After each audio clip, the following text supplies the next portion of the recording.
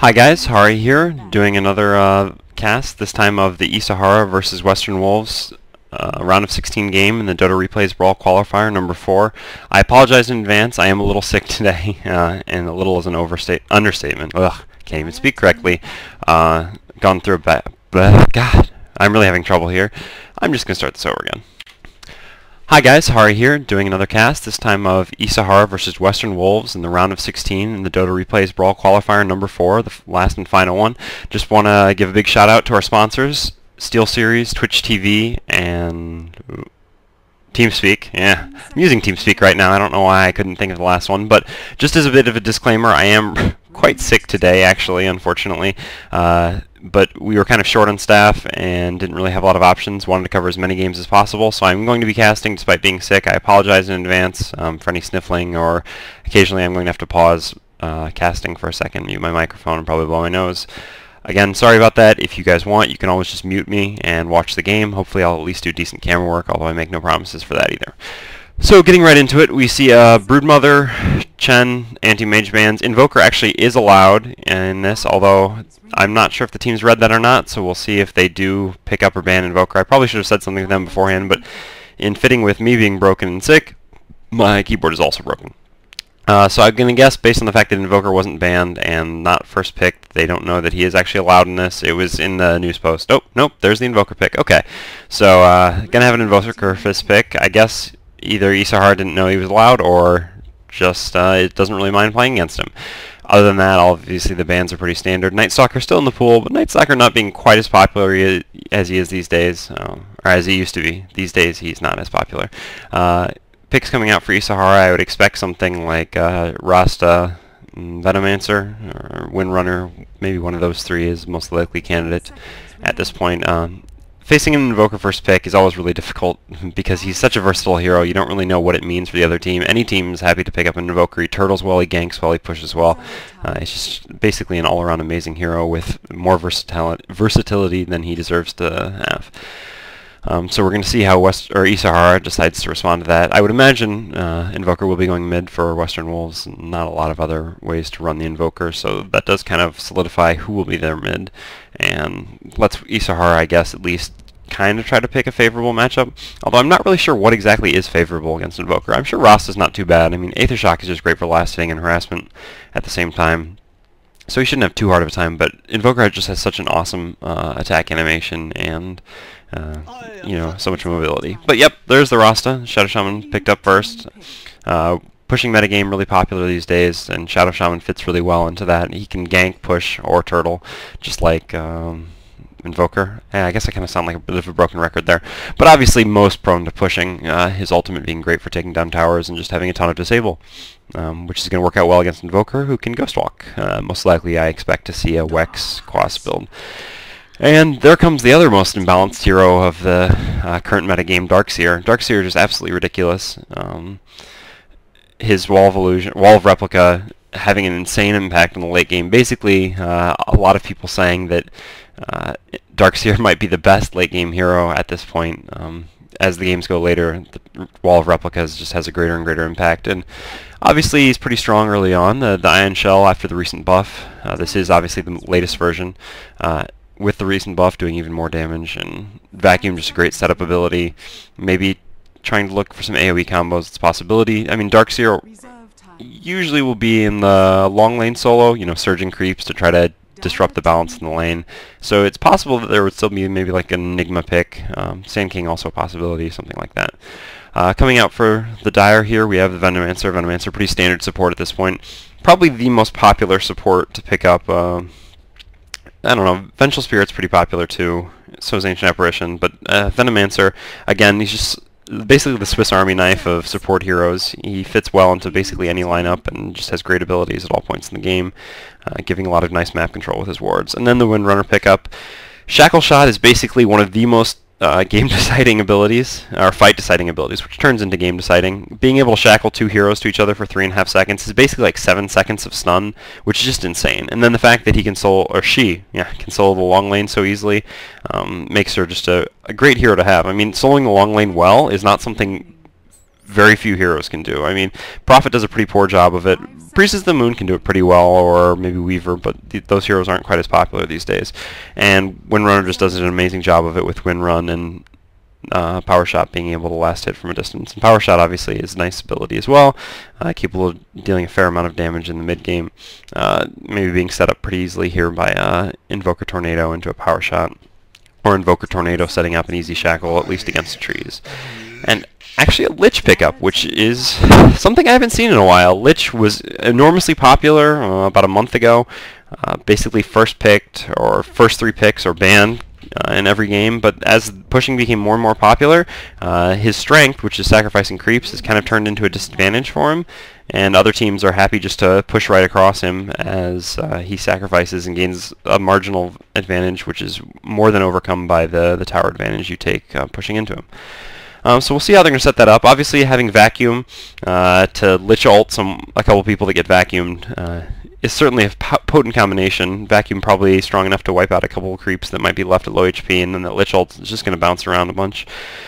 Interestingly, an Enigma ban from the Radiant here. I felt like they had a better setup for Enigma than the other team, than the Dire. Enigma, I guess, could have gone in the jungle for the Dire, and then you would have had a Venomancer dual lane with someone else top. Meanwhile, the Dire banning Slardar. I guess with Rasta, they're really afraid of kind of the mid-game pressure from eSahara. Rasta being able to push down towers really early. Darkseer, not so much of an early presence, but kind of. And, I mean, Lich certainly can be strong once he has his ultimate. So just not wanting to eSahara to be able to pick up a strong mid-game hero. Not to mention, obviously, Amplify Damage prevents Invoker from going invisible with Ghost Walk, which certainly isn't irrelevant. And then, yeah, Omni Knight, another hero basically in a pick or a ban in the same vein of kind of the strong mid-game pushing power hero, not wanting to get run over. Although with Chen banned, I'm not so sure it would have been that likely, although maybe they could have taken Enchantress Omni instead, but then Ancient Apparition's still in the pool to kind of counter some of that, so who knows. As far as the last ban for eSahara here, the Dire at this point really just needs the most consistent thing you can expect from them to take is some sort of a carry. Banning out the Night Stalker, I guess, which makes sense. Night Stalker kind of a carry, and also, I mean, just a really strong hero. If I had to guess, the Dire at this point probably pick up Tide, I think would be a really good choice here. It gives them a nice turtling ability, amazing team fight presence, and it kind of looks like what they need at this point. Unless they plan on running a jungle, I would imagine they're going to set up some sort of a tri-lane with Tide and Venomancer supporting someone in the top lane. So I think Tide would be a good pickup, but also obviously Earthshaker, Sand King, reasonable picks as well. Haven't seen much Sven, don't certainly expect to see that, but we'll see what route they expect or they plan to go with that. Setting up the last of their lanes. Meanwhile, the Radiant, I would imagine the Darkseer is going to solo the top lane. Ross is going to be in the middle, so I don't know, maybe Lich, Darkseer both top. Having Lich in that top lane is just so nice because you get that initial sacrifice, which he's going to do, you know, in any lane that he goes. But then the second sacrifice basically is almost as soon as the creeps meet, or slightly after. And Vengeful Spirit actually picked up for the Dire here, so taking their second support, deciding they don't want a melee initiator, or maybe they will actually take a melee initiator last and just kind of rely on the late game power of the Invoker and the Windrunner. Not having a strong late game hero, but I mean, well, Invoker is certainly a strong late game hero. Obviously, once he gets that Aghanims, he can just spam out so many spells, it's ridiculous. And he certainly doesn't hit weak with high points in Wex. I want to say Quex. So not irrelevant, but I would still expect to see some sort of a carry at this point. Probably not Void, because Void really gets Chrono into Lich ult is kind of pretty painful. 5 seconds here left for the Radiant in pick time, so really maybe indecisive about what they want to do. And there's the Ancient Apparition, so just picking up their second support. It's unlikely we'll see him soloing mid, much more likely the Rasta will do that. So interesting pick from the Ancient Apparition. The Lich slow into an Ancient Apparition Cold Feet is decent, I guess, but not really a lot of healing out on the Dire for the Ancient Apparition to counter. Still just always a strong support hero to have with a nice global presence, and applies a little bit more pressure when you try to push down towers with the Rasta ult, knowing that the Ancient Apparition ult can come in from anywhere and do a lot of damage to your team. At this point, actually, I would expect from the Radiant a Dragon Knight pick. Dragon Knight is amazing with Ancient Apparition, obviously. Basically, if you can Cold Feet and land Dragon Knight stun, there's no way they're getting out of it. And Dragon Knight would be another great mid-game hero, allowing them to push down towers with his level 6 and the Poison Breath. So basically, I just expect 2 carry picks here. I mean, Dragon Knight could come out from the Dire as well.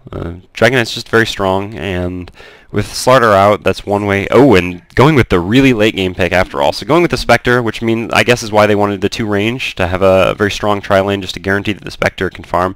Don't normally see Spectre very much, but Western Wolves is one of the few teams left that still likes to run her. So they've had some success with it, and I certainly could expect it to be successful here. Maybe not the most entertaining hero to watch, because it really almost turns your team into a 4 versus 5 or 4.5 versus 5 for the first 20 minutes of the game. But we'll see how that works out. Only 10 seconds left here for the Radiant, so going to have to make their pick pretty quickly. I would still expect to probably see a Dragon Knight here, but they actually do go for the Void, wanting to match the late game. I was actually just about to say that, but they beat me to it. I wish they would have just taken 3 more seconds, then I could have sounded intelligent.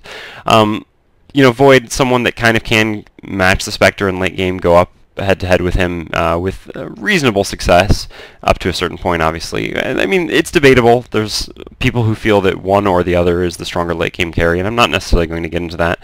But regardless, should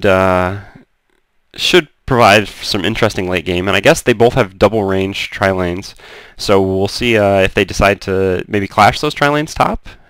Although I don't really know how Darkseer will do against Windrunner in the solo lane, so I'm not sure the Radiant necessarily want to do that. But at the same time, I'm not sure they want to let the Spectre farm. Anyway, convenient little pause here, so going to go over the players. For eSahara, we have Nexus playing Lich, Dubas playing Ancient Apparition, Immune playing Darkseer, M playing the Rasta, and F-Star on the carry role with Faceless Void.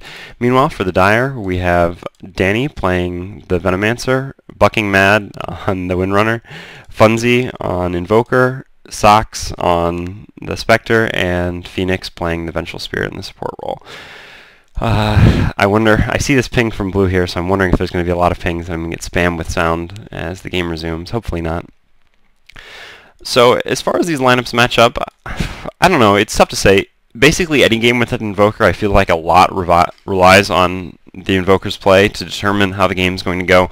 Since there's just such a margin for difference with the Invoker. Like, a bad Invoker is just really not going to have a large impact on the game at all, and an amazing Invoker can completely warp the game. Now, obviously, I expect a lot from Western Wolves. Well, with Funzy playing Invoker, I'm sure he'll do a really good job. So it's just tough to say kind of what role he sits into, how long he farms, what presence he has, and I don't expect them to actively be trying to push. I mean, whenever you have a Spectre, obviously you're probably going to try to turtle, let the Spectre farm up as much as possible, and win with inevitability. So not going to see him maybe applying too much pressure, but rather responding, you know, TPing in, getting off those nice EMP tornado combos, while Rasta tries to push down towers, etc. So I guess we'll see how that works out. I would imagine, like I said, that we'll see the Darkseer top and the Windrunner bottom, both kind of hard lane solos, not clashing against anyone where they can really farm, both kind of having to sit it out for a little while, with the tri-lane from the Radiant bottom farming and the tri-lane from the Dire top farming, which was something that used to be really popular 6 months ago or so, but I felt like was kind of fading out in Dota, the just dual tri-lanes farm, or both tri-lanes farming. Usually we saw more roaming or ganking metagames. But it certainly is possible that we see a Void dual lane in the mid, with Lich Void in the middle maybe, or even Ancient Apparition Void in the middle. But I don't know how well that would work. I guess you could have the Ancient Apparition Void in the middle, and then have Rasta soloing the bottom lane, Lich on the top lane with Darkseer. I don't know. I really never like seeing a Rasta in the side lane. Because, you know, every time he uses that Aether Shock to get last hits, it's going to push the lane and make it a little bit more difficult for him to control. But at the same time, against a Windrunner, she would certainly be pushing it back a bit with the power shots. So, I don't know. I still would expect to see M mid. From what I've seen, he is generally the solo mid player, and F-Star as a farming player. So I expect, well, I mean, he would be in the bottom or mid regardless. It doesn't really change anything. Void. Someone who plays Void certainly can go in any lane. Yeah, kind of just talking randomly now. We still have a disconnect from the Shadow Shaman. Just going to...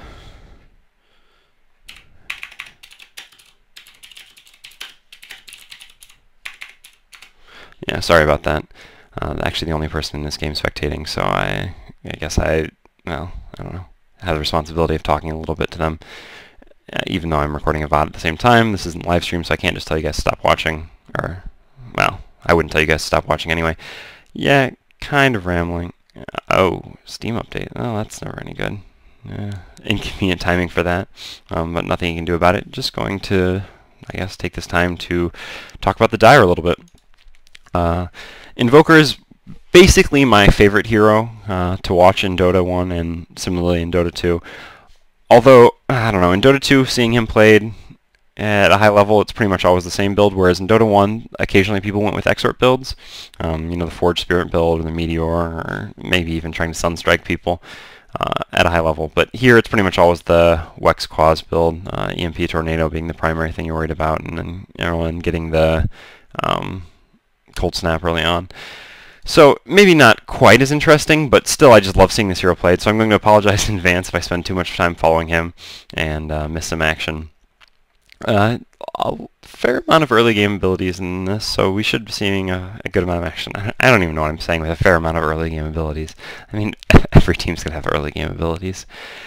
Long pauses are tough to talk through, so I think I'm actually just going to pause this recording. This pause has gone on long enough, and I'm sure you guys are sick of hearing me ramble, and I will resume it as soon as the pause is over. And we're back. Sorry, we had someone who ended up having a Steam update. It took quite a while, but finally he's back, and we should have the game going.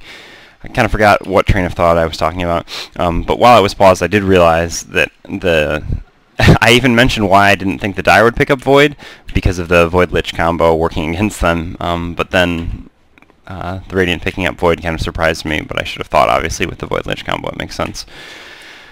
So right now it looks like we might have, well, no, Lich is just heading out with 2 wards at this point. Yeah, a few Tangos pooled to F-Star here. Interesting if they don't think they're going to run up against the opposing... Oh, you've got Shadow Shaman down here. If they don't think they're going to run up against the opposing tri-lane, I don't think they would really care too much about getting him to a fast 4-man shield, but I mean, I guess it can't hurt too much if the Lich is just going to spend his time sacrificing creeps in the beginning.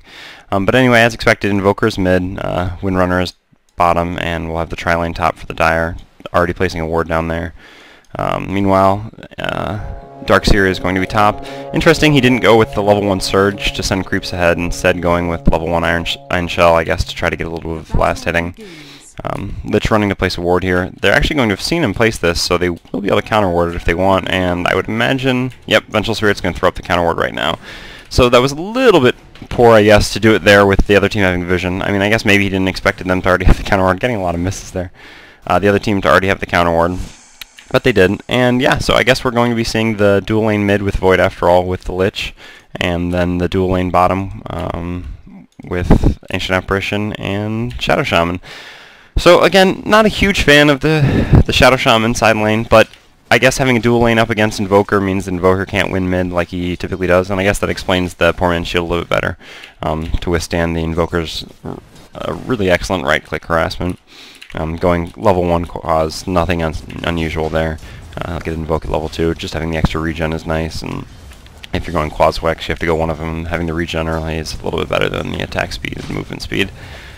Meanwhile, Windrunner is actually going to get to hang around the lane a little bit down here because the Ancient Apparition currently stacking the pole, and we'll be pulling it soon enough.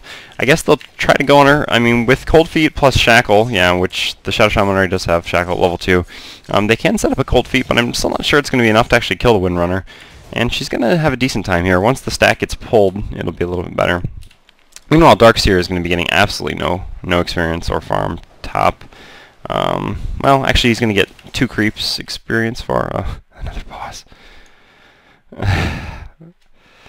Yeah, I can't blame Western Wolves for being a little frustrated with this one coming out here. But yeah, I guess I'm going to just stop this recording again for a second. Well, yeah. And actually back now. A little bit of interaction from eSahara here, apologizing for the pauses, I guess. Yeah, Western Wolves has a point there, though. You would like to hear a call coming out. Actually, going to go in on the Invoker here. Invoker trying to turn it around on the Lich, but actually probably going to die beneath his own tower here. Yep, and First Blood going to go to the Faceless Void, which you really can't be happy about. And coming out of a pause like that, maybe not the best timing ever, especially when they didn't say unpause, but I mean, I guess he knew what he was doing regardless. Tried to get the First Blood on the Lich, but wasn't able to get it in time, and Faceless Void was able to finish him off. 2 levels in backtrack already, 1 time leap, so not planning on sunlocking anytime soon, but effective enough with avoiding the Invoker harassment while he farms. Meanwhile, Lich, I guess, was just roaming down to check the bottom rune. Yeah, with the ward being, the rune ward being dewarded, had to go have a look himself, although this one should give vision.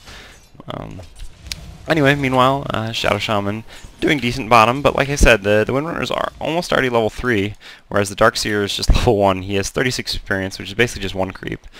So these lanes really not, well, other than the middle, which I guess getting Void First Blood is never a bad thing, aren't working out incredibly for eSahara, in my opinion. But Funzy is kind of getting shut down, so I guess that works. 2 points in Quaz just to make Cold Snap a little bit better, and then I imagine he'll start leveling Wex now. F-Star already with 1,100 gold, so might go for a string of health. Yeah, we had the roam coming in here, but unfortunately the lane was pushed up just a little bit too much. The ward actually did give vision. I guess they assumed that there was no vision because they'd counter-warded the one ward up here and they assumed the other one would go somewhere else, but they did place another ward, so that's able to keep him right. But meanwhile, the Darkseer is a little bit far up, and he's actually probably gonna, he's just gonna get caught by the, no, he turns back around. Wow, so this is probably gonna be his death. He doesn't have even one point in the surge. Gale's gonna come out, followed up by the VS stun, the wave, and they're all just going to be right-clicking him, and I imagine he's going to die here. Yeah, the Spectre gets it just with a dagger. So, able to get a Retribution kill for your mid, I guess. The roam not exactly working the way you want, and you figured the Darkseer would know to turn back by then after he saw the 2 people come up past this ward again, but I guess he didn't, and so we have 1 kill each for both the carries. So, turning into the late-game-oriented game I would expect it to be. Meanwhile, Windrunner picking up an Invis rune bottom. Just 2 points in the power shot, 1 in the wind run, trying to last it from afar and survive. Ancient Apparition kind of just staying in the jungle, stacking and pulling. Already has level 3, which isn't too bad, while the Shadow Shaman does have a quick level 5. So, as much as I had apprehension about the Shadow Shaman in the side lane, it's actually worked out quite well thanks to the Dire not actually having any wards to block the pull camps. And actually a counter ward thrown down here. Knowing about the Invis rune, Shackle's going to come out. Cold Feet should trigger. Yep, and it's going to be enough to get a kill on the Windrunner. So, actually, yeah, I take back everything I said. This is working out quite well. And the Shadow Shaman's almost going to be level 6. Couldn't actually push this tower down. He's actually not going to get it with this creep wave, unfortunately, with the Ancient Apparition there. He would just barely have mana for it, probably, by the time he got the wards up. Meanwhile, Darkseer finally going to be able to get a little bit of farm up top. And yeah, so actually things working out pretty well for eSahara, and visible in the gold graph, up by 750. Going to take a look at the farm at this point. Funzy only on 9 and 2 in middle, and you really hate that on the Invoker. And the Invoker, I mean, he doesn't have to have a good start, but you really like to see him have a good start. And he's a hero that really is well positioned to have good starts. So this dual lane mid really has shut him down well. Meanwhile, though, the top farmer in the game is the Spectre. Spectre sitting quite happily, basically almost the Vanguard, I assume he's going to go. Just needs 250 now for the shield and a courier to bring him the vitality booster. So Spectre farming well is never something you want to see. But meanwhile, the Void, I mean, is 25, and the Rasta has 26 creep kills. So both of those lanes working out quite well, even though the top is not going so well. So, I mean, I guess it's a way to think about it, winning 2 lanes at the cost of 1, but my only issue with it was the extent to which you were losing the 1 lane. It was much greater than the extent you were winning the bottom lane, but actually going to gank and come out here. We've got 3 heroes sitting down bottom, probably going to get a kill on someone here, just not sure who it is. They want that Rasta, and let's see if they're going to get him. Cold Feet going to come out on the Vengeful Spirit. Vengeful Spirit throws out the stun before getting Cold Feeted down. Rasta's actually thrown down the wards defensively, so actually going to turn this gank around, just getting a kill on the Vengeful Spirit and then going to chase them off. Unfortunately, the ward's placed in a position where they can't deal any damage to a tower, but I guess worth it. Actually, No, Cold Feet's not gonna stop the Windrunner here. Meanwhile, the Lich is rotating bottom, I guess, maybe to push this tower a little bit. Not sure exactly. Gonna throw out a Nova on the Windrunner, but Windrunner's up, and the Windrunner will be fine, presumably. Uh-oh. Shadow Shaman gonna keep diving, looking to get an Aether Shock off, but Venomancer gonna stay and throw out a Gale, slow them down, along with a little bit of the right-click harassment. Although Cold Feet gonna come out, but Spectre gonna haunt in, probably gonna be able to pick off one of these. Does not quite have enough mana for a dagger, unfortunately, which would probably be a double kill. Oh, that sucks so badly. Might consider chasing until he has the dagger. Nope, Lich coming in is going to turn that around. Meanwhile, though, Invoker has rotated over with only Cold Snap at this point, although he could invoke some other abilities if he wanted, but decides not to, and they're just going to back off. So that kind of sucks. Just a little bit more mana on the Spectre would have been the difference there. Maybe if he'd gone for Treads first instead of the Vanguard, would have been a lot better for him, but haunting in, not really doing anything. Meanwhile, Vengeful Spirit just going to get a little much-needed experience, I guess, up top. Although not really that much needed because it's a Vengeful Spirit, and Spectre's going to make the lone trek back home. Does have his Vanguard finished already. Meanwhile, as I expected, Ring of Health came out on F-Star, and he has his Treads as well. So, since he already completed the Poor Man's, I'm pretty sure he's going to be going for a Battle Fury. Usually you don't go for Poor Man's if you're going to go for Vanguard. So I assume that Ring of Health is going to turn into Perseverance, and he'll turn that into a Vanguard after getting the Treads just for a little bit more right-click. 3 levels in Backtrack, just a defensive build since he's in the middle, doesn't want to get killed. Sometimes you use that middle lane to jump on heroes because of the short distance with a hero with like Anti-Mage or Void who can kind of have a quasi-blink. Anyway, actually Venomancer, gotta pick up this haste here.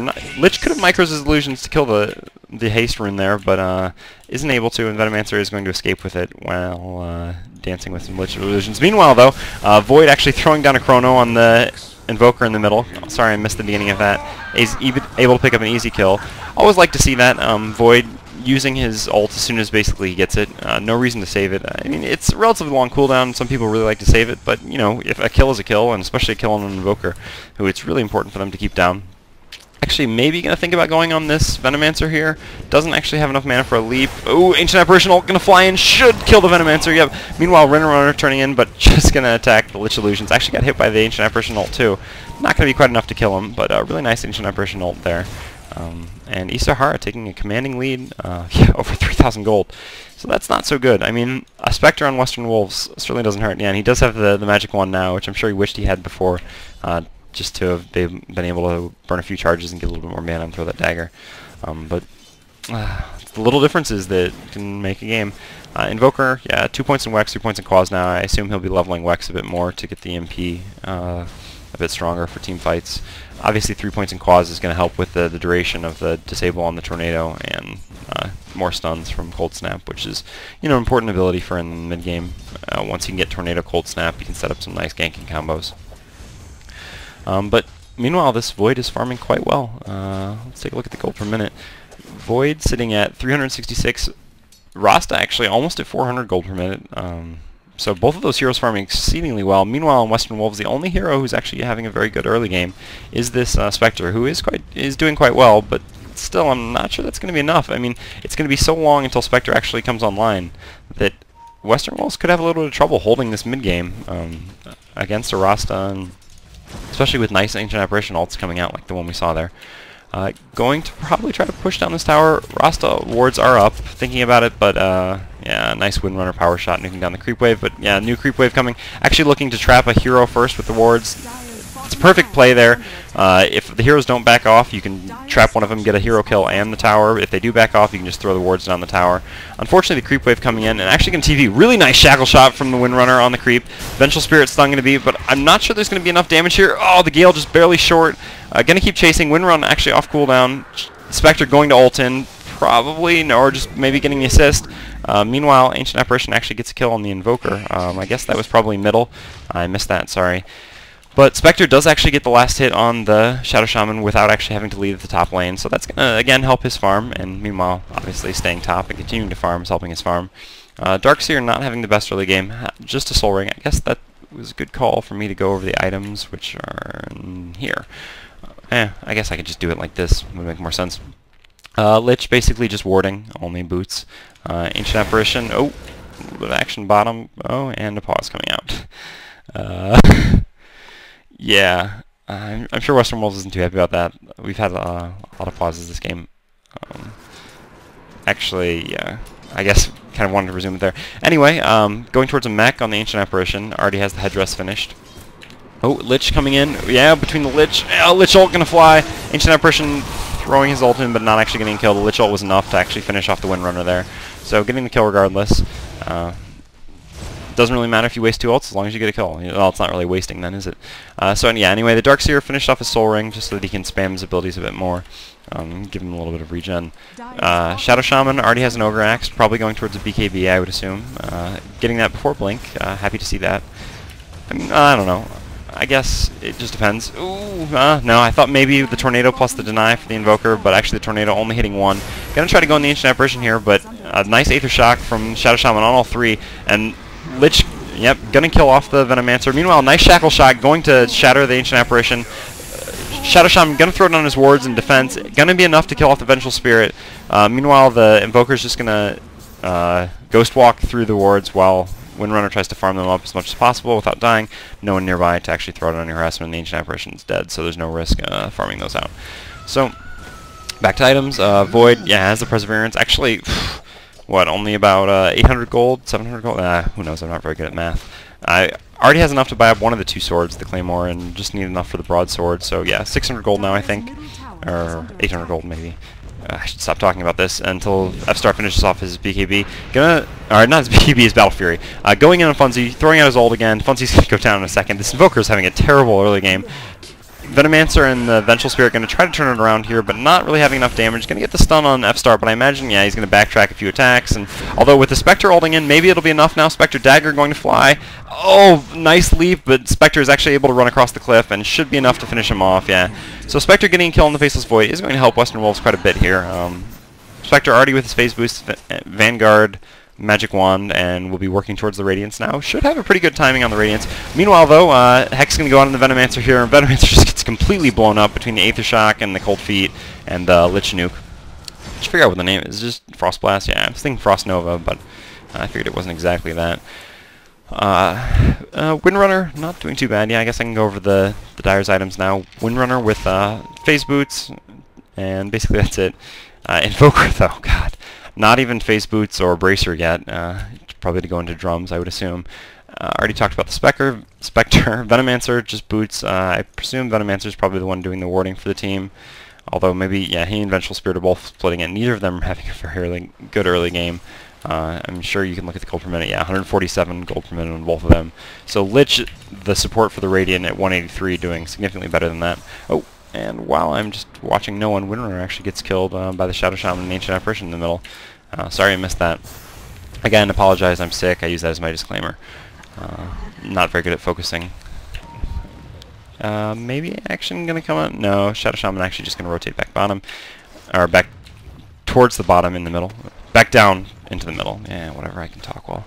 And Void's just gonna sit here farming the bottom. Actually, action going on top. Gonna try to take out the Darkseer. Surge is gonna wear off, and Tornado comes out. Not gonna actually gonna protect a little damage. Lich ult gonna bounce. Not gonna be enough. Funzy or Hexed. The Shadow Shaman ward's coming out, but not actually trapping anyone. Funzy just gonna Ghost Walk, and the Spectre had enough health to survive all that. Although taking a bit more damage now with his Ancient Apparition. Oh, just barely missing. Windrunner, nice power shot. Shackle Shot's actually on cooldown. The Spectre does go down in the end after all.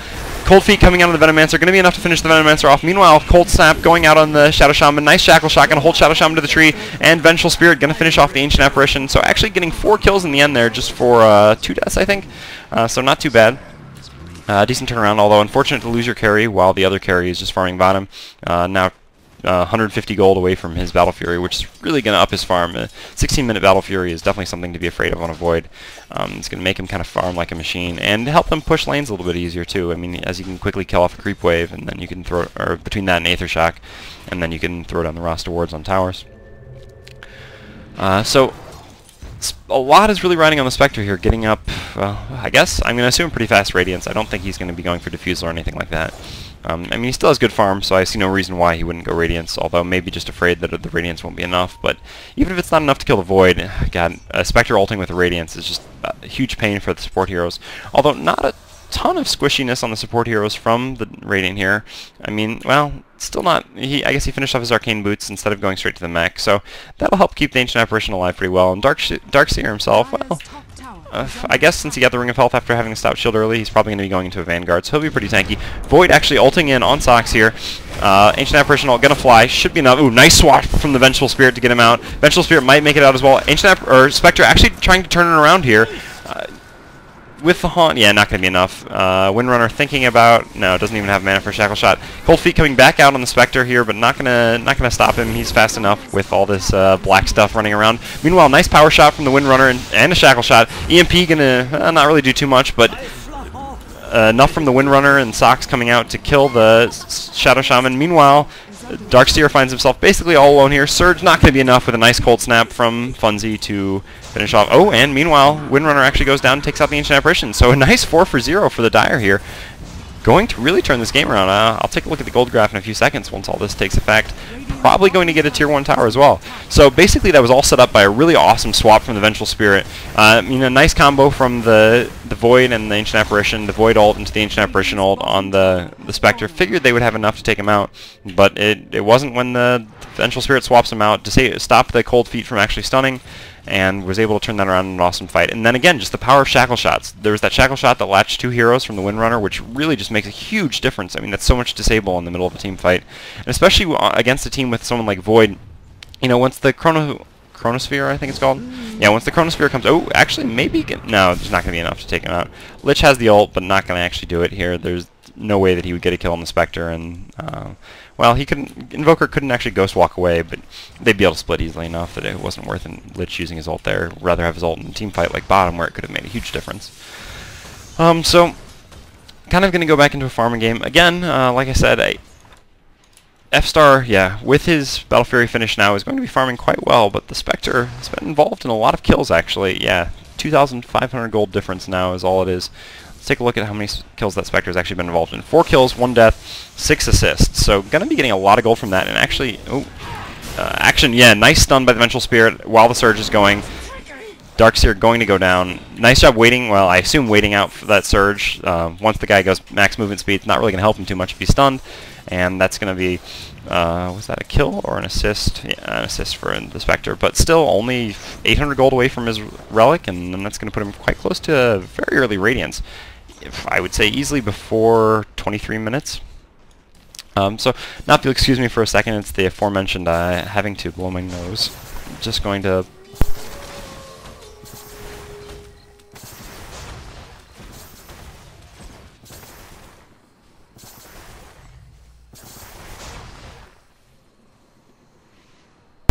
Sorry about that, and I'm back. Apologize again. Being sick sucks. Not fun for anyone. Yeah, so Spectre's still just farming. 400 gold away from his Relic now. F-Star and Lich looking to try to set something up, probably with their ult here. Vision, most of the wards are all still centralized around the runes, although with a lane ward here, just to make it easier for the Spectre to keep farming up top. Actually taking out a stacked creep camp count. Ooh, a little bit of action bottom. Oh! Void gonna jump back in, wants to throw out the Chrono, but yeah, the Dire was just a little bit too far away, so not able to set something up. Would have been great catching all 3 of them there away from the creep wave with the Chrono and the Lich ult. Would have done a ton of damage. Darkseer actually making life a little bit tough for the Spectre up here, although I guess maybe that was just as much the stacked creep camp as the Darkseer. 50 gold away from the Relic now. Shadow Shaman actually with an Invis rune. Close to finishing his BKB. Yeah, no, decides not to go in on any one of these heroes. He's kind of by himself here, going to wait for the support to come from the Void. Void actually not having any mana, though. That AMP really burning him out. Oh, I thought he might try to block the Vengeful Spirit in there. Probably doesn't want to have to use his wards for this. Yeah, just going to Shackle and let the Void beat on him. Ancient Apparition ult going to fly in just to guarantee it, but not actually going to be necessary. Nice Invis rune there from the Shadow Shaman, setting that up. Meanwhile, Venomancer just playing tower defense in the middle, throwing up his wards to keep the creep wave from pushing and taking this mid tier 1 tower. Speaking of, yeah, just 1-for-1 tier 1 tower trades, both in the bottom lane so far. So not a huge advantage for either team there. You kind of expect to see more of an advantage for the Radiant in that regard with the Shadow Shaman, but has kind of been prioritizing kills, or actually more defensive play with the ward so far rather than pushing to take towers, but it looks like they're probably going to, with 3 grouping up in the middle, try to push this tier 1 tower, which is almost at a third health. Spectre will be able to ult in, but not able to do very much with that amount of health. Has the relic finished. Yeah, ward's going to throw down the tower. Maybe Venomancer will go for a really nice deny here. We'll have to see if he has the nice micro on his wards to try to deny this tower. Although, yeah, no, not going to be able to defend this. Oh, Windrunner, yeah, gets the nice deny.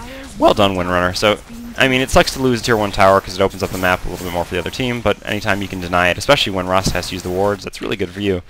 So again, nice play from Western Wolves here to turn around what was not very good for them in the beginning into a reasonable situation. Void actually has the Morbid Mask now, going to probably turn that into a Mask of Madness, I would assume. Has enough money to finish it off now. I would like to set something up maybe bottom, but he's all alone, so it would be a little bit greedy to do that. I guess he's just going to wait back here, wait for the tower to push this creep wave back out, and then continue farming and pushing it. Meanwhile, Darkseer's just farmed. Yeah, ended up selling the Stout Shield. He bought the Ring of Health after the Stout Shield, so I assumed he'd go into a Vanguard with that. Maybe he didn't sell, maybe it's on the courier. No, oh, and meanwhile, actually 2 missed. The Void ends up going in on the Invoker after all with the ult. Sorry about that. Like I said, kind of out of my element here. I apologize for that. Just for the record, you guys are perfectly welcome to mute me. It was just better for us to cover a game that wouldn't have otherwise been covered than not, so even though I'm not in my best casting shape, I just wanted to cover it.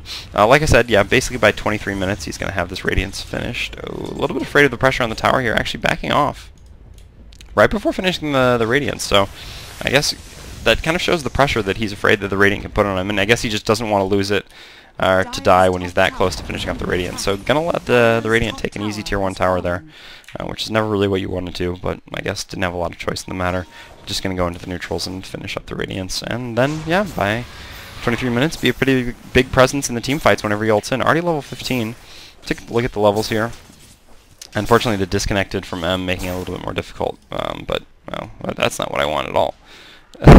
Ooh, actually a gank coming in, looking for someone in the jungle here. Don't actually have any wards. I imagine he's going to go place, yeah, places the ward up. Actually, Drum's finished on Lich. I hadn't seen that, but I guess this ward gave them some vision of them running in here, so they're going to try to set something up. Windrunner a little bit ahead of the team, and unfortunately, Eventual Spirit's going to run past the ward, but only running past the ward himself. Oh, Spectre does have the Radiance finish, so this will be a good team fight, although, unfortunately, in the woods with a Lich ult, that can be quite risky. Going to have to split well. Venomancer ult coming out, going to hit a couple. Shadow Shaman, nice wards thrown down, trapping 2 in the trees, but meanwhile, Spectre's just running in and damaging people left and right. Shadow Shaman does have the BKB finish, so it's not that easy to finish him off. Oh, power shot just barely missing. Spectre dagger is going to be back up, going to throw out the dagger, and that's going to be all she wrote for the Shadow Shaman. So actually 3 kills going to come out for the Dire here when only one of their teammates dying, the Venomancer. So a pretty good team fight there. I expected, you know, with the Shadow Shaman wards trapping 2 in like that, it was pretty effective, and Lich ult in the forest, but the Dire did a good job splitting for it, and Lich not quite level 11, which could have had a bigger impact. So good team fight for the Dire after all. Plus, you know, EMP is just so strong. God, I gotta hate that ability. Invoker has picked up 1 point in Exort now just so that he can use Deafening Blast when he wants to. Pretty much the main reason for it, since his primary focus is Wex and Claws, which is going to be for Tornadoes, EMPs, Cold Snaps, Ghost Walks, etc. Double damage on the Void now. Actually has not decided to finish up the Mask of Madness. Maybe just want a little bit of lifesteal. It's basically just going to be harassment on the Void here, but he's able to leap out in time before the EMP goes off. Maybe 1 more point in Wex, and the detonation time would have been just fast enough to burn a ton of his mana and be really annoying, but not much more than that. Although the Tornado, I guess, dispels the double damage rune. I think, yeah, I don't think it ran out. It was less time than that. Less time ago that he grabbed it. So I'm not sure if that's intended. I don't remember if that was in Dota 1 or not. It's been a while since I've seen Invoker actually played in Dota 1, so I can't really remember there. It does have max level cost or Wex now. And kind of just a little bit of lull in the action. Some nice farm here for the Void and bottom. 3,300 gold. Not sure what he's going to go for next. I would assume it's probably going to be a BKB. BKB lets him, you know, avoid that Radiance damage from the Spectre and a lot of the disables from the, you know, Vengeful Spirit, Venomancer damage, Windrunner, Invoker, etc. So BKB is certainly a nice item for him to pick up, and I assume that's where he's going to be going next.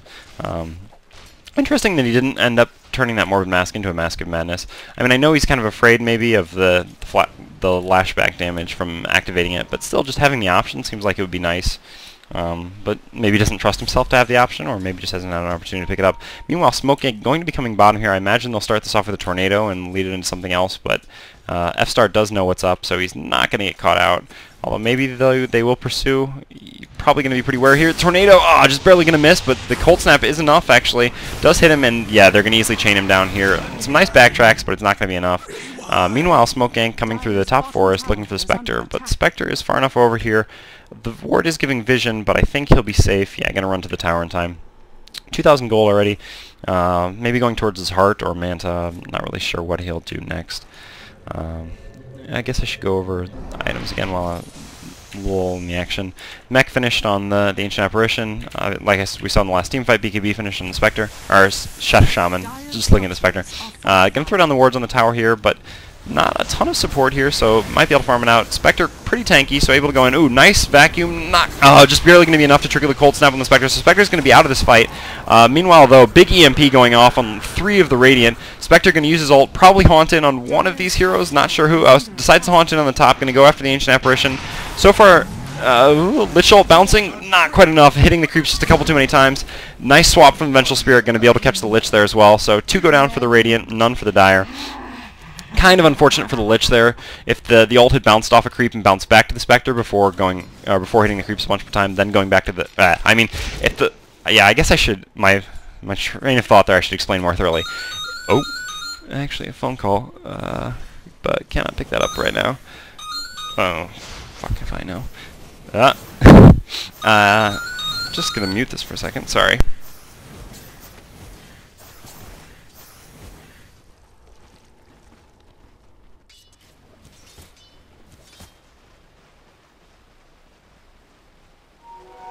Regeneration. Sorry about that. Normally remember to turn the phone off, but I didn't actually expect to be casting because of being ill, so wasn't really prepared for it. Sorry about that. It's a pretty low quality video, but like I said, I mean, you guys don't have to watch it. I apologize in advance. You know what you're hopefully you know what you're getting yourselves into, and yeah. It's better to have it than not have it, right? At least you have the option of watching this game. So he does end up finishing off the Mask of Madness after all. I guess wanted to try to save the money to get to his BKB, which, for example, would have saved him in the bottom here, but just didn't quite get to it, so figured, well, I'm back in base, might as well finish off the Mask now, and then I'll work on continuing to farm towards my BKB. Meanwhile, Spectre going in on the Shadow Shaman here doesn't really have the team support, although they might, yeah, they're probably going to catch the Lich out here, actually. He's way out of position. I guess he was trying to place down a Sentry Ward or something, I don't know. Does have a TP on him, but I doubt he's going to get to use it. Maybe a nice juke here? Nope. Nice job being Invoker using Tornado. Ancient Apparition ult actually going to fly in, try to give him a little bit of help, but it's not going to be enough. Definitely going to go down there. Windrunner picking up another kill. Unstoppable from the Windrunner, actually. Windrunner actually finishing off a pipe. Yeah, basically normal items. Oh, meanwhile, Void taking down this top tower, just going to probably jump out. I don't think they're going to have a follow-up. Actually, there should be potentially a Tornado coming out from the Invoker here pretty soon. Actually going to ult Mask of Madness and try to just take down this Invoker really quickly. I'm not sure if he's just going to barely get it in time. Oh, wow, great swap from the Vengeful Spirit again. And nice follow-up by the Darkseer. Void actually having to jump out now. Darkseer does get the kill on the Invoker. Shadow Shaman pocketing the BKB and throwing down the wards right on top of Phoenix. Phoenix going to get Cold Snap, so he's going to die. Ancient Apparition turns around and throws out his ult before dying, but Spectre is just going to keep chasing down the Shadow Shaman. Meanwhile, Darkseer tries to do something with a vacuum, but it's really just going to show them that he's here and that he's going to die. So, kind of a nice turnaround. Oh, and Spectre's still chasing after this Void. Well, wow, with Desolate hits him quite hard, but I'm pretty sure the Void should have an easy enough time getting away, and maybe Spectre's overcommitting a little bit here. With a little bit of Lich support, I guess the Spectre, the Void can't turn around and really hit the Spectre, because if he does... Oh, dagger! No, just barely going to be enough. Wow, I didn't... Wow, and the extra damage returned enough to kill off the Lich as well? Jeez. Maybe Sonic's with a little bit of taunting there, or actually going to have pause? No. So... I didn't expect that chasing to pay off. Yeah, it looks like actually going to be a heart here for the Spectre that he's choosing to go for next. But actually did. I thought the Void could just make it away. Maybe he didn't have enough for a leap again, or... I don't know. I mean, that extra damage coming out from the Dispersion on the Spectre sure is a ton, especially when the Void had Mask of Madness activated, which is going to increase the amount of damage he takes, but I still would have thought he could have made it away. But, nice play by the Spectre. So, let's take a look at that gold graph, actually. That's what I meant. 2,500, but I imagine it's going to dip very shortly here. It just takes a few seconds for it to kick in. So, Western Wolves, I was going to say WW. Western Wolves getting a really nice comeback here. I mean, they weren't that far behind in the beginning, but I certainly thought eSahara was doing a little bit better job, but now Western Wolves just with basically the Spectre. I mean, that's the power of a Spectre, and that's, like I said, the one problem with leaving the Spectre tri-lane top and just letting him farm is that he's going to get farmed, and I guess he's kind of turning around this game. I mean, I guess they figured that the Void would be strong enough. Now that he does have the BKB done, maybe a little bit different in the team fights, not taking so much damage from the Radiance than the Dispersion. I believe Dispersion is magic damage now. I'm not 100%. I think at one point it was pure, but I could just be wrong about that. So I don't really know, but I'm pretty positive it's magic damage now, so the BKB will stop him taking damage from that as well. So the Void will be pretty well positioned now, but I don't know, these team fights just really not going the way of the Radiant here, and a lot of their abilities led so well to team fights this early. I mean, the Lich ult, the Shadow Shaman ult, I mean, Chronosphere is even very good early on, and it just wasn't enough for them to get wins in these team fights, but going to have the Darkseer Wall of Replicas, and like I said, I mean, one of the best late game heroes. I assume he'll probably go for an Aghanim Scepter next to be able to replicate the Void, but even now, without the Aghanims, able to replicate the Spectre, which is going to give them a Radiance effect on their team as well, which is always a nice thing to do against a hero carrying a Radiance. And, you know, he has the pipe finished, which is going to stop a lot of the Radiance damage for his team if he gets it activated effectively. Spectre almost to this heart. But probably, yeah, I guess just going to save money for a buyback going into this team fight here. Or maybe he doesn't really know. I think, yeah, using actually this Darkseer as bait here. See if the Dire's going to bite, but no, the Dire's just going to play a little baiting game of their own. Using the Spectre. Shadow Shaman actually has finished off his blink. Going to blink in. Actually going to kill the Spectre here before Spectre's able to do anything, but I imagine Spectre's just going to immediately buy back and haunt back in. Yeah, just like I expected. Nice EMP, draining the mana of a few on the Radiant here. I don't know where Spectre is. Yeah, Spectre going after the Lich, deciding to turn back around and fight. Nice Ancient Apparition ult, hitting a few of them. Shadow Shaman Ward's not doing too much, and yeah, the Spectre's just going to cut through people now. I mean, now that he's back in the fight, even with the copy of Spectre, it's not going to be enough. Void actually able to make it out, but just not gonna make the difference that he wanted to. Although, I guess it was the 3 for 4, so not that terrible for the Radiant, since Spectre was forced to buy back, and that is the importance of saving buyback money as a Spectre. The fact that you can at any time just buy back, use your ultimate, and go into a fight, which is why when you get jumped on like that, you know, a lot of people have the instinct to use their ultimate, try to create a little bit of confusion, and just maybe do damage before you die, but it's so important to save that ultimate so that you can immediately teleport back into a fight, much like a Furion would after a buyback. And gonna take down this tier 1 tower as soon as the creeps get here, I guess.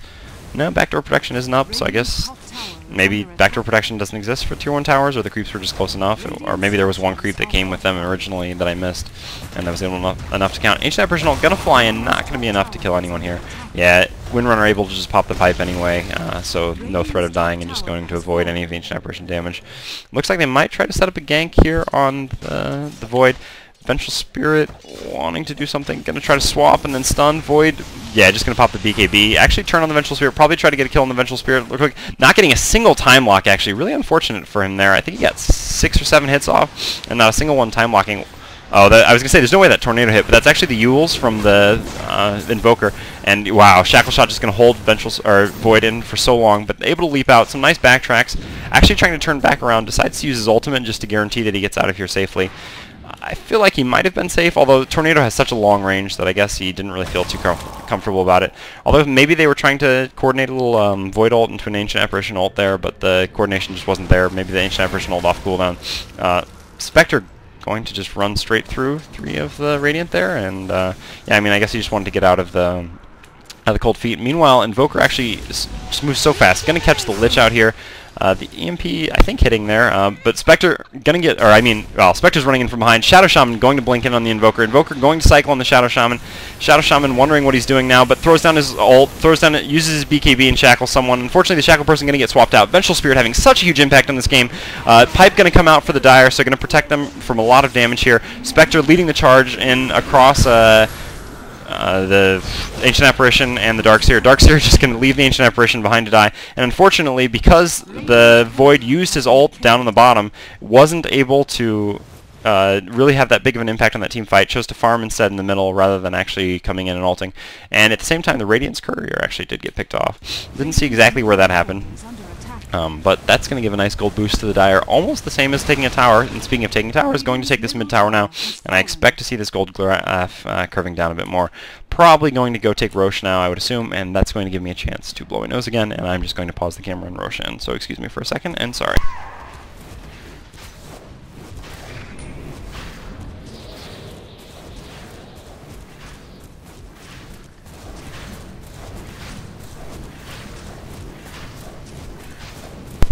Yep, so I'm back. Sorry again about that. Occupational hazard, I guess. Getting sick. Ooh, long-range tornado. Actually going to catch the Void here. EMP might be enough. No, he's just going to BKB. Try to turn around on someone here, but realizing, yeah, he's going to have to use his ult. Going to take out the Vengeful Spirit now, so no more swaps. Shadow Shaman actually running into the ult. Invoker, oh, nice shackle shot from Lich ult flying in with the Dark Seer ult. Might do a lot of damage here. Lich does manage to take down the Invoker, but meanwhile Spectre's just turning around and killing people. Windrunner actually getting the kill. So a really nice combo there from the Radiant, but not quite enough. The Spectre is just too huge with his heart. Gonna try to chase down this Darkseer. I'm pretty sure he's not going to be able to catch him. Surge giving him max movement speed. There's probably no way this Darkseer is getting caught here. And maybe this is going to lead to a little bit of overplay from the Spectre. Although he just does so much damage. Ancient Apparition will actually not going to hit because a little bit of poor coordination there with the Vacuum. Although, wait, no, the Ancient Apparition, yeah, I guess the projectile grazed him enough to cause the Shatter effect. So it's going to burn the Aegis. And, yeah, they're just going to back off now. Unfortunate to waste the... Oh, yeah, I was wondering, what is someone doing standing over here? But it's actually just the illusion from the Wall of Replica. So really nice. I mean, it was a great spot for the Radiant to fight there. The Void ult caught 3 and then able to turn that into Darkseer and Lich ult. But even with great coordination, good combinations, it's still just not quite enough. That Spectre is just so huge. I mean, he's such a huge late-game hero. And you just hate to see it get to this point in any game involving a Spectre.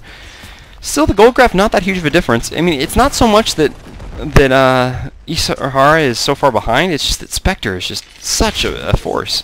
And, I mean, this Windrunner has done a really nice job. Like I said, those shackle shots are so huge. Again, shackling 2 heroes in that small alleyway there, leading to a 7-second disable combined. And, I mean, that's why Windrunner is such a popular pickup. And, I mean, that's just so much disable between him, the Vengeful Spirit getting nice stuns after, I mean, some amazing swaps. Vengeful Spirit, to me, is almost the MVP of this game. His swaps have really turned around some crucial team fights. Love to see amazing swaps from Vengeful Spirit like this. In fact, I don't really like to play Vengeful Spirit for the most part, but the most satisfying thing about playing him is when you get those great swaps off. Unfortunately, it's a rather thankless job because it usually precludes your death. Spectre, 3,300 gold now. Probably just going to save for a buyback for a while. Don't imagine he's going to pick up an ultimate orb or anything towards the BKB or towards the Manta. I don't know why I was saying BKB. Just going to save buyback money now that he has basically as much as you could hope for a Spectre to have at 38 minutes as far as core items go. A Heart, a Vanguard, a Radiance, Phase Boots, and a Magic Wand. Windrunner with 4,000 gold. Yeah, has the Void. Going to turn that into a Sheepstick soon enough. Maybe going to bait a little bit with his illusion here. No, they figured out that it's an illusion already, not actually even using any skills on it, except for Howl of Terror. Gotta kill still that illusion, you know. Maybe going to try to bait with a second illusion here, but it's not going to be enough. Again, fighting in the woods is really the best hope for the Radiant at this point, rather than fighting with the creep wave. A nice last hit from on the tower there from F-Star. Has his Yasha, going to go towards a Manta here. Pretty core after the BKB for him. I mean, a lot of times you can go for the Manta before the BKB, but against this team, the BKB was really necessary. And Darkseer, yeah, Staff of Wizardry and Ogre Club working towards that Aghanim Scepter, which, you know, cloning both Spectre and Void is certainly going to give eSahara a decent chance. Ooh, pressure on the bottom tower. Void's just going to go down there and farm that up. Meanwhile, still basically just the same items on this Ancient Apparition, unfortunately. Got a pretty early mech, but, well, he had a pretty early headdress. Not that early of a mech, but a decently early mech, and then really hasn't gotten anything else since then. Lich has the drums. Doesn't have charges on him again. I wonder if he'll decide that, you know, since he doesn't have a lot of money, maybe it's worth it just to buy that recipe again. Shadow Shaman still just on basically what he's had for a while, the Blink and BKB. I mean, that's basically all you need at this point. Well, not at this point, but that's basically what you want from a Shadow Shaman. Obviously, getting that Aghanim Scepter would be a nice luxury. Windrunner should have enough to finish off the Hex. Yeah, has enough to finish off the Hex. Maybe going to go get it right now with the Courier. Yep. I was wondering, maybe wanted to save for buyback, but Windrunner not as important to save buyback money as, say, a Spectre. Invoker has the Yules. Point Booster going to be going towards that Aghanim Scepter. Aghanim Scepter, an amazing item on an Invoker, letting him spam off so many abilities. Venomancer going towards Aghanims as well. A lot of Aghanims this game. Aghanims is a great item though. Honestly, maybe one of my favorite points of design by Ice Frog. Allowing Aghanims to help change or modify so many different ultimates. It really just lets you change, it lets abilities scale, which is exactly what you want. I mean, I know some abilities scale, like, for example, Dispersion certainly scales. As you have more health, it deals more damage to the enemy team. But Aghanims is just a great bit of design, in my opinion. And then Vengeful Spirit, yeah, basically still just being a ward bitch. Has nothing but bracers and boots. Yeah. Tornado EMP, kind of hit 2 there. Not terrible, but not exactly amazing. But just going to whittle down their mana a little bit before this team fight starts, as I guess they're going to try to push down this tower. Not wanting the Darkseer to get into that Aghanims, knowing how strong that can be. And only just over 1,000 gold away from it. Ooh, haste actually on this Shadow Shaman here. Shadow Shaman gonna get hexed and run around really, really fast. Needs to get out of this hex and be able to turn around, pop his BKB. Meanwhile, F-Star is actually chasing down this Vengeful Spirit. Has his BKB already popped. Actually finished his Manta. Gonna throw out his ult. Ancient Apparition ult gonna fly in as well. Shadow Shaman throwing down his wards on the high ground. So really nice positioning here from the Radiant. Although the Darkseer ult is actually not gonna do a whole lot. Not even replicating the Spectre, which is really unfortunate. Windrunner actually just picking up kill after kill. Windrunner, for basically every kill that Spectre's wanted to get, Windrunner's just been there following along, finishing off. But Faceless Void actually, meanwhile, chasing down basically all the supports for the Radiant, but unfortunately the Spectre is still at full health here. A nice surge from the Darkseer is going to probably allow the Faceless Void to escape. Doesn't actually have a TP though, so he's going to spend a lot of time running around here. Will have his leap back off cooldown, although, ooh, Invoker's going to buy back and TP in, trying to catch the Void here. Leap. 1 second. Oh, jukes the tornado, but this Yules is going to get him. Cold Snap going to come up here. Is he going to be able to leap?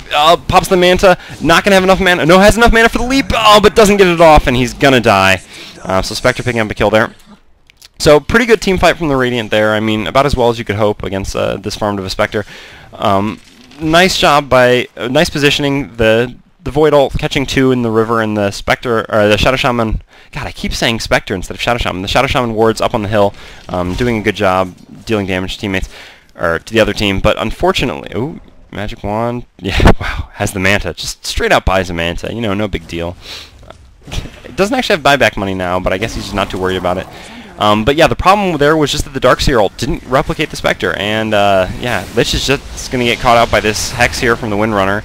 Windrunner continuing this Beyond Godlike streak. Who would have known? I guess that's the problem, like I was saying, of having the Windrunner actually get farm and experience bottom, although it's not so much that. I mean, it's really just the Windrunner with some nicely timed auto attacks and power shots, etc. Not that the Windrunner hasn't had a huge impact in this game. The shackle shots are just incredible. So it looks like Western Wolves is going to probably, I mean, with the Void still out for 15 seconds and no buyback money. Oh, well, Spectre, no, Darkseer just barely missing with the wall on the vacuum. So, but yeah, still hasn't quite replicated the Spectre. The Spectre doing a good job, just barely staying outside the wall and able to take down the Darkseer. So, unfortunately, the Darkseer's ult not doing a whole lot here. Yeah, those 2 Spectre illusions are his. The Ancient Apparition ult just going to damage down the Spectre illusions, which have a ton of health thanks to that heart. Probably going to take down this tower. I guess not the racks now that the Void is back up. Although maybe they'll keep pressuring. I mean, they know that the Darkseer ult is down, and it will be wearing off soon enough. So that really is I think the scariest thing for them. Well, other than, ooh, a pretty nice Void ult here, catching the Spectre. I mean, you don't want to focus down the Spectre, so they're going to take down the Windrunner. Getting this Windrunner before he can Hex or Shackle Shot anyone is going to be nice. Now turning around to beat on the Spectre, but God, that's just such a fruitless endeavor. Windrunner buys back, and he's going to, I guess, make his way down here slowly. Did he TP? I don't know where exactly he is.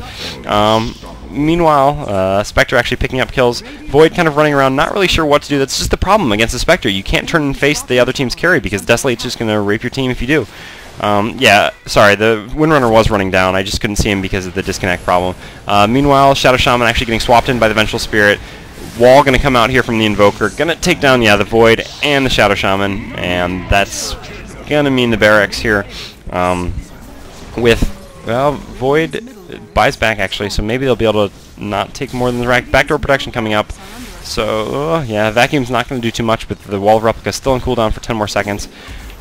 The Dire is going to have to back up here pretty soon, I think, with Void back up and the Wall of Replicas. They actually can mount a reasonable defense here. Void using his Manta, Spectre as well. Manta just going to go chase after the Invoker a little bit. There's the Vacuum, but again, just barely missing with the Wall of Replicas. So, quite a shame, actually not replicating anyone. And I mean, that's what makes Darkseer so strong, is that Wall of Replicas, but he's just barely missing the placement with that in the Vacuum. Meanwhile, Void's going to get chased down. Cold Snap on him. Shackle Shot. Actually, he's just going to latch to a tree there. Wow. That's going to be the end for Void. Tornado going to catch this Ancient Apparition. Ancient Apparition going to die. Spectre just diving into the fountain, dealing a ton of damage with the dispersion. And going to turn around here and take this bottom tower and racks. And I would imagine GGs are going to come out pretty soon here. Void not able to buy back. Darkseer down as well. Shadow Shaman will be up soon with his ult, but it's just really not going to be enough at this point. With the two most important late game heroes on your team, the Darkseer and the Void, already dead, and not able to buy back. Well, I guess Darkseer might be able to buy back off cooldown, but just doesn't have the money to do it. Yeah, and look, the Spectre Illusion's just doing so much tanking and damage by themselves with the Desolate. Going to back off now, I guess. No reason to overcommit. Already taken 2 racks. I mean, that's almost an unovercomable advantage when you have Spectre on a team, being 2 racks up. Roshan's back up as well, so I imagine they're just going to go take him pretty soon here. Yeah, Spectre TP back to base. 4,000 gold. Doesn't actually really have space for another item to buy, actually, because he's probably going to come take the Aegis here, and that'll be his 6 slots. Maybe thinking about turning the phase boots into, I don't know, boots of travel.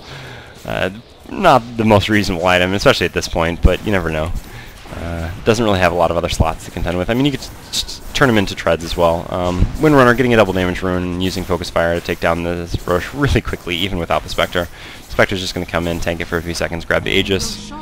And actually, yeah, Windrunner going to take the Aegis, because Spectre bought a Butterfly.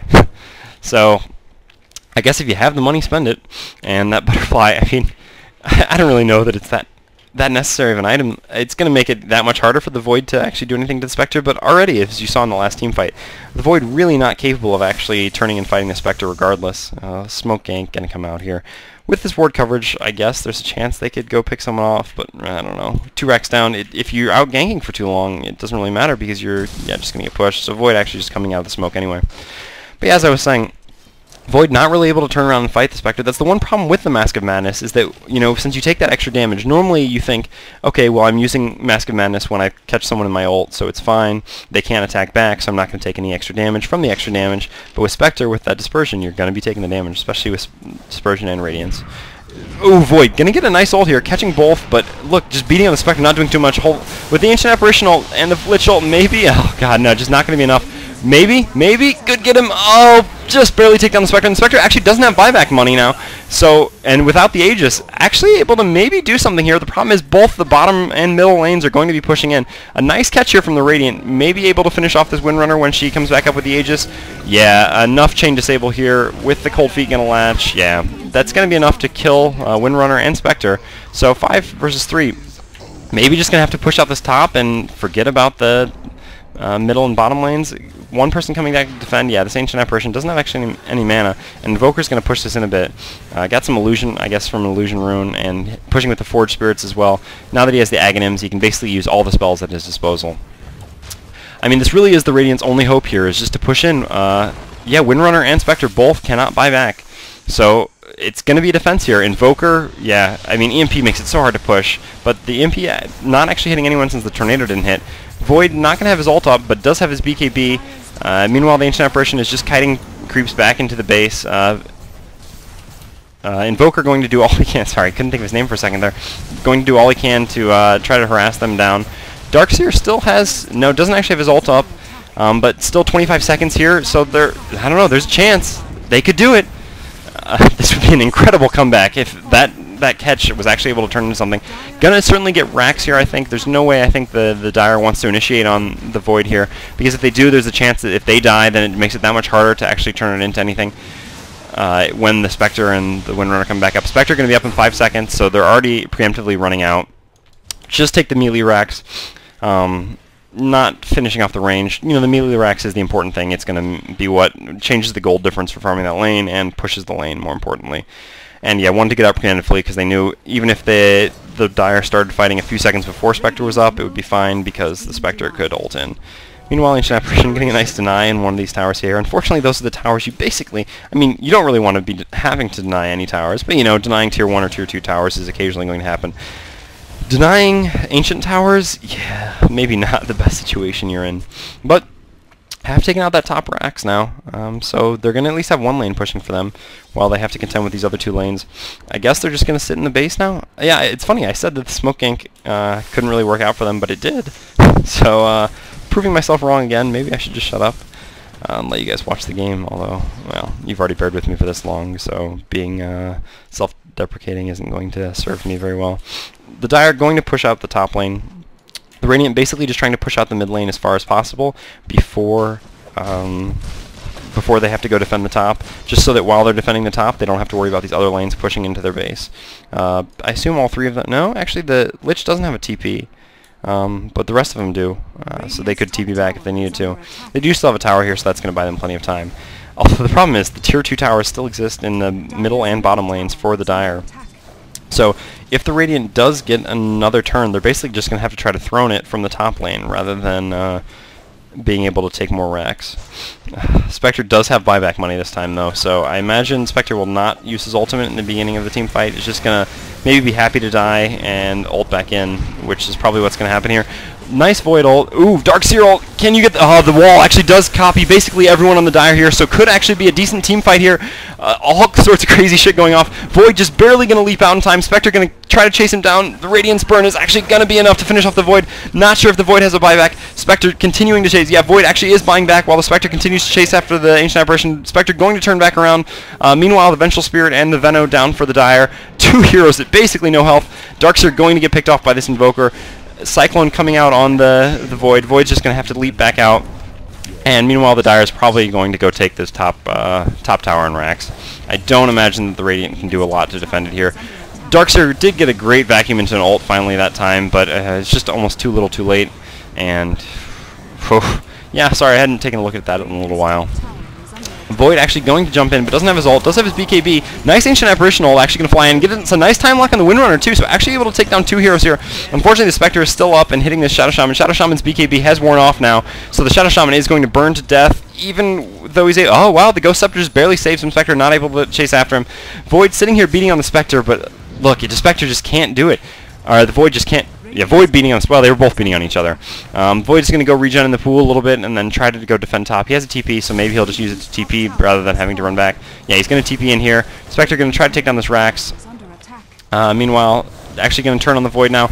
I don't know. Can their entire team take down the Spectre without the support there yet? We'll see. Void's going to beat on him as much as he can. Shackle holding down the Spectre, but again, it's just not enough. Even a disabled Spectre, just passively being attacked, is dealing too much damage to the Void to be able to take him down. And that's going to basically signal the end of the game. Darkseer is going to be back up, but Void can't buy back. And even with the Darkseer ult at this point, it's not going to be enough. Darkseer tries to run in an ult, or vacuum into ult, but gets cycloned.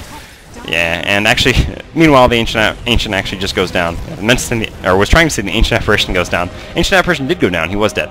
But anyway, so thanks for watching. Sorry that this is kind of a sloppy cast. But again, not much else I can do about it. And yeah, thanks for watching. And again, thanks to our sponsors, Twitch TV, SteelSeries, and TeamSpeak. I hope you guys enjoy the rest of the tournament when you do see these VODs.